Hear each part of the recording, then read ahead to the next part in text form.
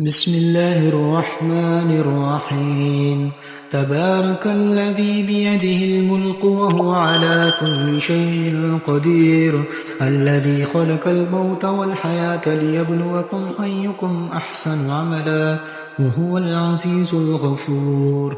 الذي خلق 7 سماوات طباقا ما ترى في خلق الرحمن من تفاوت فارجع البصر هل ترى من فطور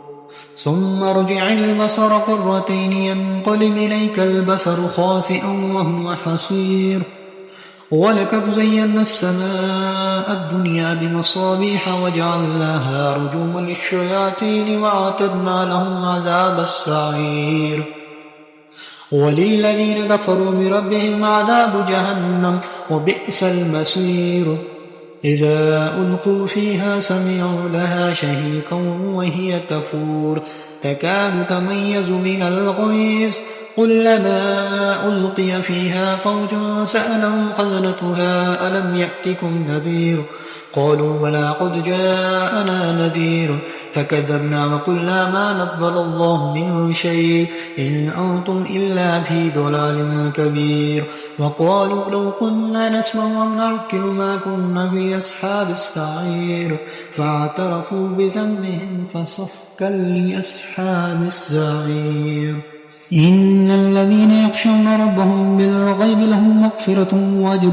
كبير وأسروا قولكم أو اجهروا به إنه عليم بذات الصدور ألا يعلم من خلق وهو اللطيف الخبير هو الذي جعل لكم الأرض ذلولا فامشوا في مناكبها وكلوا من رزقه وإليه النشور أأمنتم من في السماء أن يخسف بكم الأرض فإذا هي تمور أم أمنتم من في السماء أن يرسل عليكم حاسبا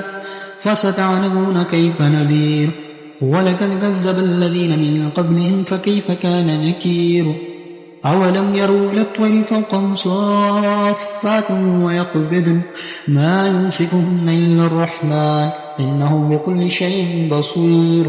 أمن هذا الذي هو جند لكم ينصركم من دون الرحمن إن الكافرون إلا في غرور أمن هذا الذي يرزقكم من أمسك رزقه بل لجوا في عتو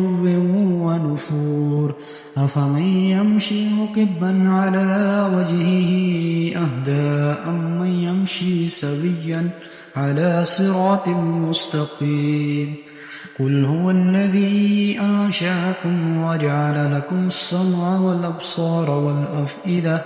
قليلا ما تشكرون قل هو الذي ذرأكم في الأرض وإليه تحشرون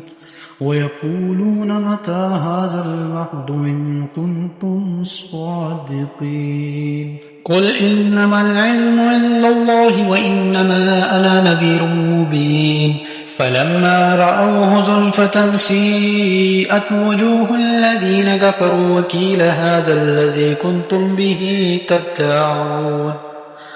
قل أرأيتم إن أهلكني الله ومن معي أو رحمنا فمن يجير الكافرين من عذاب أليم قل هو الرحمن وآمنا به وعليه توكلنا فستعلمون من هو في ضلال مبين قل أرأيتم إن أصبح ماؤكم غورا فمن يأتيكم بماء معين